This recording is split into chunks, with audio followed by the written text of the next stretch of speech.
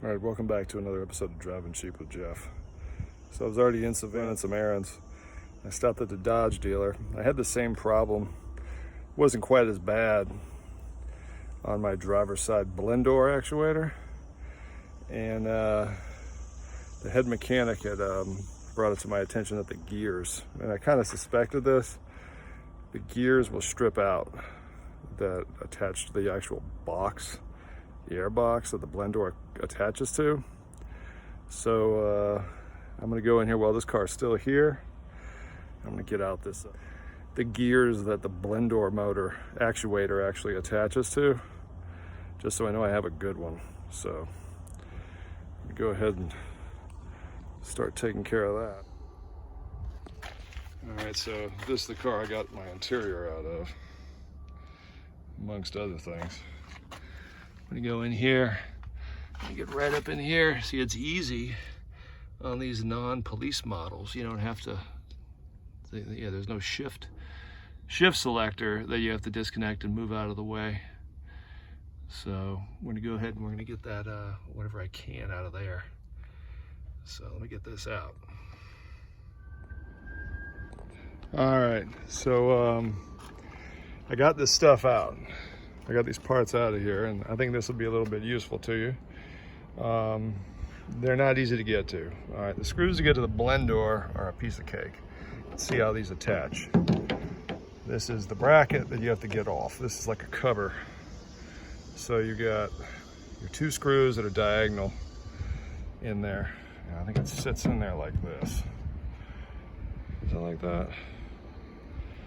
Yeah, the back, yeah, it's like this. It sits like this up in there. And that back screw is really tough to get to. All right, I was able to get it with a really short 1/4 inch with my T20. And this Blendoor in the front, your mode Blendoor, does quite a bit. So it goes through there and attaches to this. All right. I got all these parts, so I would know for sure I'm taking a Blendoor. But the Blendoor is a factory original. But you can see it turns this, then this turns an armature that probably sets down in here somehow. But it's got several different arms. So when you take this thing apart, you can see Blendoor is doing a lot. There's a lot of points there's a lot of possible failure points in this little engineering. This is the last piece that comes out. This is actually what turns the actual flapper inside. This piece turns the flap inside. And so that's like your final piece right here. But this kind of does, I think it does two different things. So you really have to be careful. You really have to have some stuff out of your way to get at it. You don't have to move the airbag or anything. It's just if you have the police package, you do have to move that shift selector completely out of the way. And it's not easy to get to.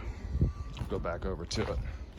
So it's everything before you get to that box. Right in there. And it's tight.